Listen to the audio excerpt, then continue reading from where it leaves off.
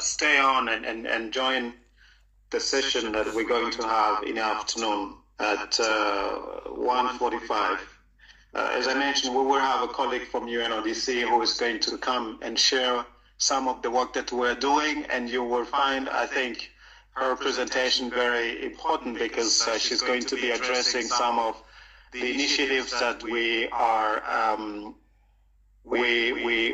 planning to roll out, especially focusing on survivors and victims. So I hope that you can join us so that you can learn more about that. And thanks so much for being here, and for all the others who are here with lived experiences. Thank you so much.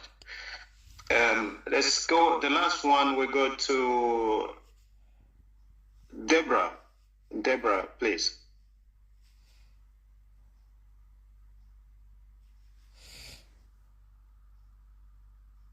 If she's still with us. Deborah Nanchoka, please. Yes, I'm here. Yeah. Okay, thank you. Good morning. My name is Deborah Nanchoka. My name is Delakmam Deborah Nanchoka. I'm a survivor of human trafficking, and most of the time I create awareness on human trafficking and modern day slavery.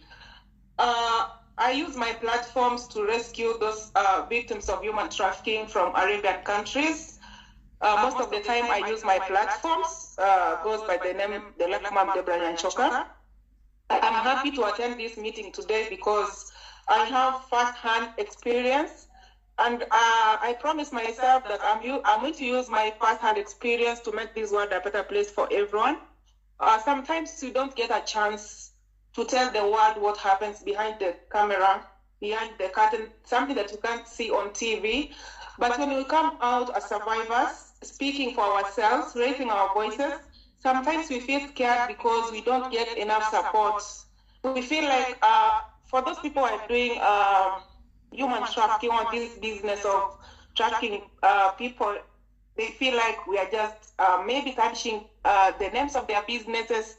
We end up keeping quiet because we feel like we are not safe anymore. Sometimes we receive threats. We can't get enough protection. So we feel like we get scared and we fear, especially when you are a survivor and you have gone through a lot in the hands of traffickers. Sometimes it becomes hard. It becomes hard to express yourself because you feel like if the worst happened to me in a foreign land, what about when I come back to expose those people who did this to me? So sometimes it becomes hard for us, and we just pray that one time we can get enough time to talk with our government. At least we make a conversation that we can find a solution, that we make this world a better place for everyone, because I believe that everyone deserves better. Yeah, thank you so much. Thank you.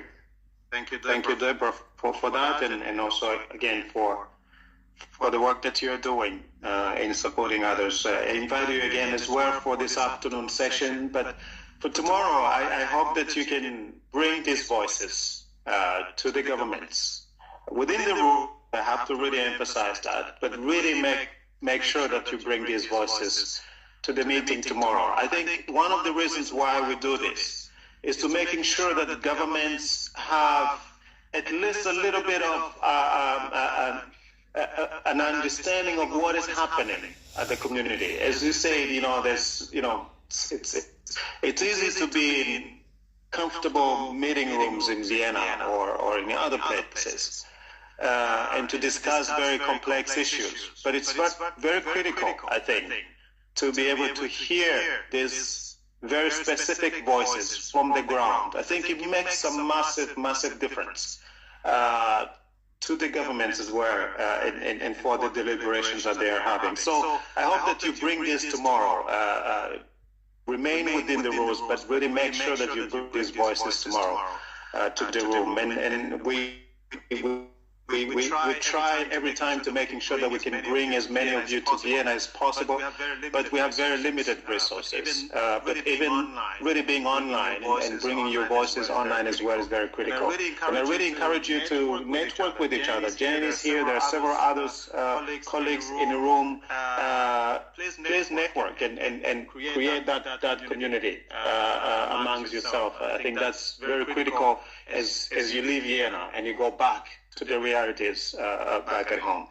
Thank you so much for those questions. We will